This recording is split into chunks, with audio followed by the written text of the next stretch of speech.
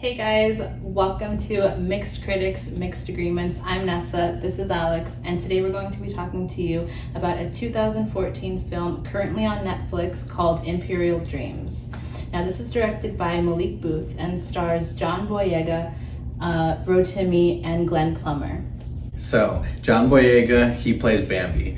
Bambi is early 20s, black African-American who just got released from what seems like prison, not jail. Seems like he's been gone for a little bit. So he's right back released into the hood in LA, in Watts area, and goes back to his uncle's house where his son is living.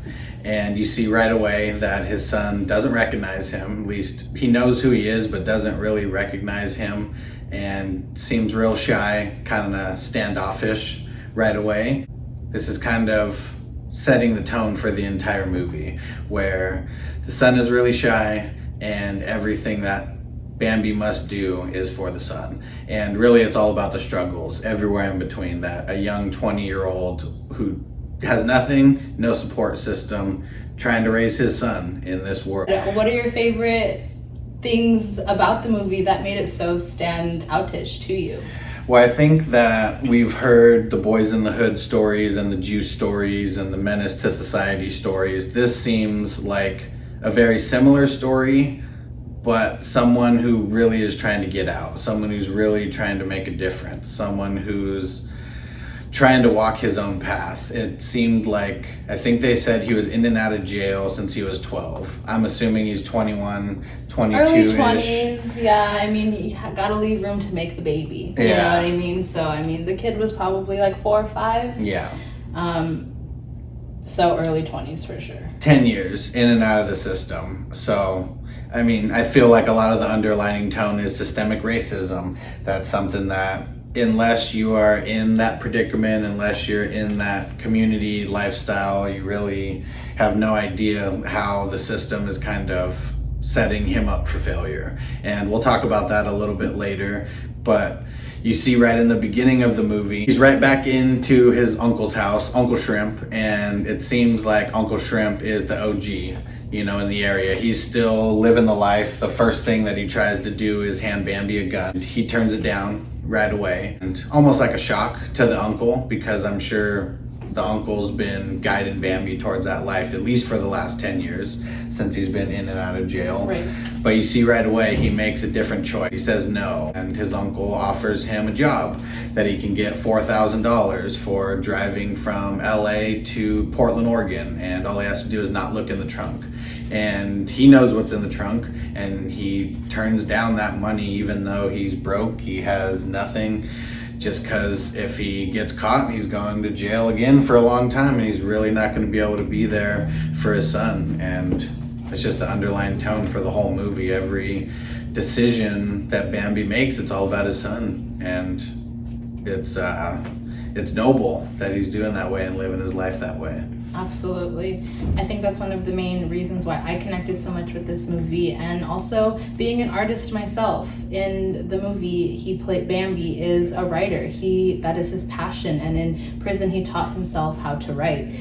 That is something that is so special to him and that he wants his son to see him doing and succeeding in. Can we all relate to that? Can we all relate to being passionate about something and wanting that to succeed and wanting our children to see that happen for us? Isn't that the American dream? Coming from nothing, becoming successful, doing what we love and what we're passionate about. And I think that's one of the main things that drew me to this movie, was the struggle that he has, his own demons that he's fighting.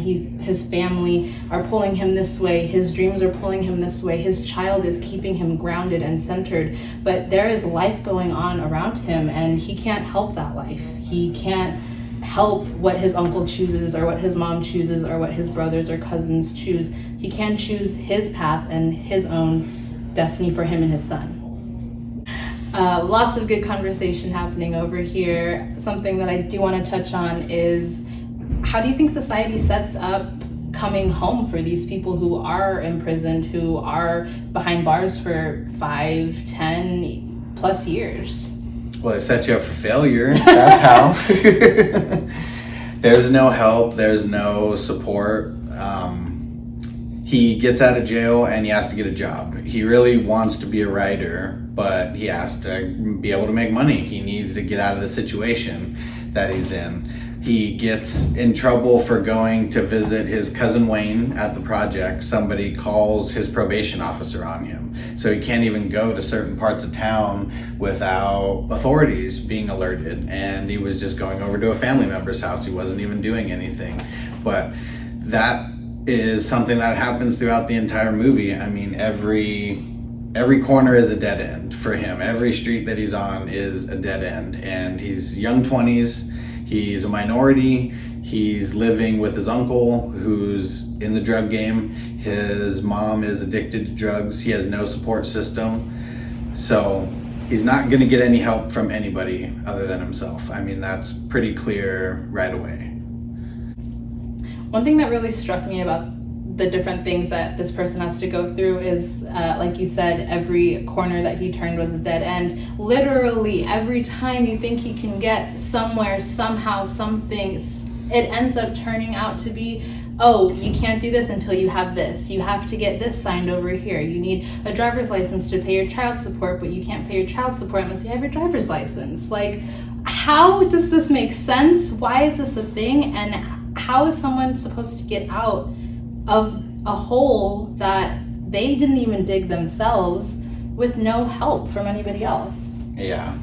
So it's when he's trying to get a job when they tell him he pretty much can't get a job without a driver's license. I mean, there is public transportation. I thought, that's an option, but the person who he's talking to says it'll be hard for you to get a job without a driver's license. Well, with the driver's license, it says like where you live, like it has an address. This poor man is going from being homeless to having a place to stay one night. He doesn't have a home that he can write down on a piece of paper. And that's really where it has to start, at the home base. And his home base is already so tainted. Yeah, so let's fast forward a couple scenes where he goes to the DMV. Now he's trying to get his driver's license. He's talking to the DMV. He's at the DMV with his son because there's nowhere else his son, can be. And they tell him that they can't issue him a driver's license until he pays the fines that are there, or the fees.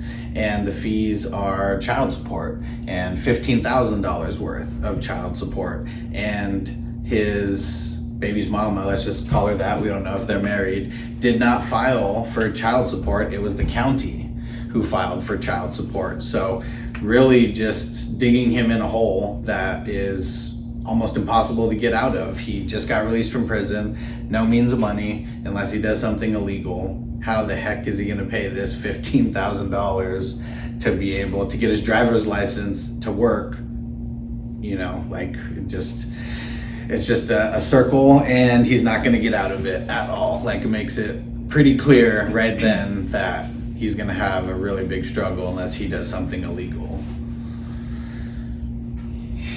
And I'm sorry, let's just go back to them being children, making this child, and how society even doesn't set people up with the proper education, the proper protection. The woman who gave birth to Dayton, his son, is in jail, in prison for doing something illegal to get food for her family. She was caught probably stealing money or writing counterfeit checks, which is something that happens all the time because people need to get food into their child's mouth. And who can blame anybody for wanting to feed their baby?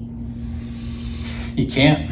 And now that they're in a struggle of now he's out of jail, she's in jail, and it's just a never-ending cycle of how is this all gonna work? So how does a 4-year-old even process everything that was going on in the jail? So he's gotta go in there, be patted down to a certain extent, the metal detectors, being waved on his arms. You see the look in his face, he's just like totally confused, like what is even going on? Yeah. 4 or 5-year-old can't even really process what's happening at that point.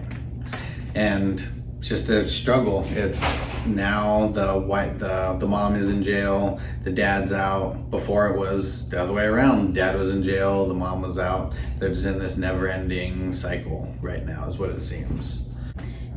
seeing Daytone in that jail was really hard, especially being someone who has been in similar situations as a child.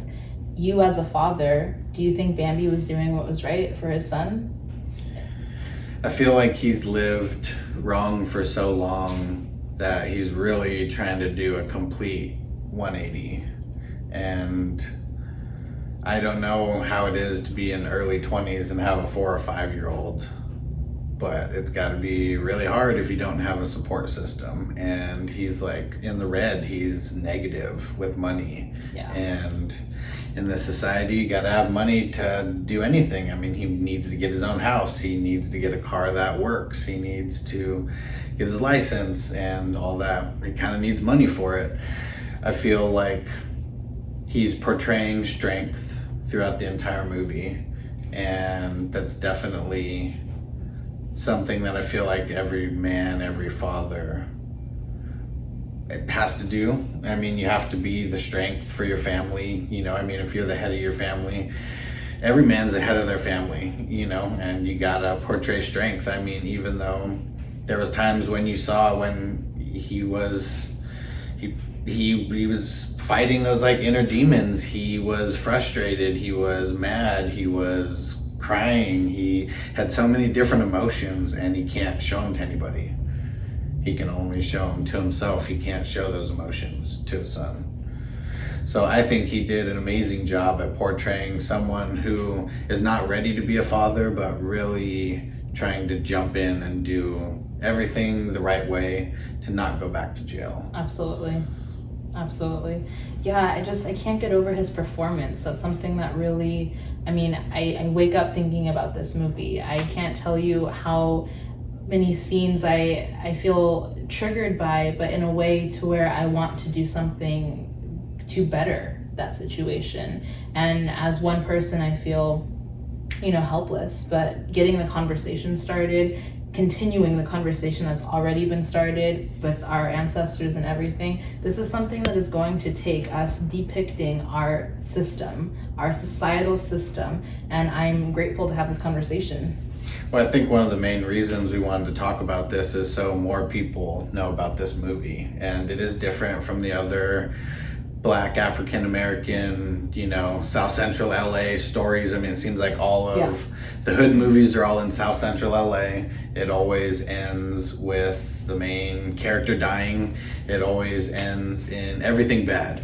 And it's not like this movie ends in like a super positive way, but the mentality doesn't change from Bambi. Even in the end, when circumstances really change, he still is projecting that strength. He's still being strong and seems like he's living life to the fullest with his son. Absolutely. And I think that is really a really good contrast to a lot of the movies that we're used to, because there is life after the end of the movie, and there is life that goes on day to day, and you know, we don't know what his future holds, but we know with that mindset that he carries, that, you know, I can do this because I believe in myself kind of mindset, that can carry him to great things. And I think we're all rooting for Bambi. We're all rooting for his son Daytone. We're all rooting for, you know, the people out here, the parents that are really choosing better for their children, even when their parents aren't choosing better for themselves or, you know, them as people. Well, I think people need to know that Bambi exists in real life. He does. Like, we don't know who he is. I mean, but the reason why everybody feels for Bambi, empathizes with him, is because he has no support system. Like, we want him to do better, but it almost seems impossible for him to do better. And people are living with that struggle. Like, there's people who are living this who they aren't on TV. Yeah, absolutely. Whoever was the writer and the director, they know this struggle. I mean, you have to. Like, they didn't put this story together and put it on film in such like an amazing way, not knowing this struggle to a certain extent. Absolutely. And more people need to see this film and feel this struggle and know about people who don't have a perfect life, because there is a whole world out there of different people. other last minute faves from the movie? I mean, there's literally so much we could talk about, and I feel like since we're already getting the conversation started, leave a comment below what you think about systemic racism. Is it a thing? Are you affected by it? Do you think that it doesn't exist? I'm interested to see what you think. I'm interested. Let's get it going. So if we're going to talk about how good the movie is or how many stars, I mean, all the reviews and everything that I've seen is nothing but great, and I agree with it. This was premiered at 2014 Sundance, and it won the Audience Award. So it was the film that everybody voted on, that everybody should see. And I mean, it's a 5-star movie. I think it is. And main reason why: acting, the story, not just the story that they told, but the story that needs to be told. It's not a hood movie. It's not Boys in the Hood. It's not Juice. It's not any of those. It's a story about a father really trying to be a father, and he's just set up for failure. Let's just put it that way. It's the struggle of being an early 20s father, having a 4-year-old, 5-year-old son with no support system. Every parent should watch this. Every person growing up should watch this. This is a movie of coming of age. This is a movie of real life coming at you full speed, and you don't know where it's going to take you. I give it a 5 out of 5. I get a 10 out of 10, 100 out of 100. This is a movie that you don't want to miss. John Boyega, his performance, it was amazing. It was amazing. If nothing else, watch it to see his performance, and you'll get to see a great film at the same time. Absolutely. Okay, well, I think that's great for our first installment. I love it. Okay, mixed critics, mixed agreements coming at you every week. Let's do it. We aren't always going to agree, but that's the point. Mixed agreements. We need to have different opinions, and we have to realize that different opinions are okay. Like, if someone thinks different, you don't have to get mad. You don't have to get upset. You don't have to troll them. It's okay to think differently. I'm creating a safe space here and now in the comments. What do you agree with? What do you not agree with? What do you think we did good in this video? And what could we do better for next time? Am I right? Yeah. Thanks, guys.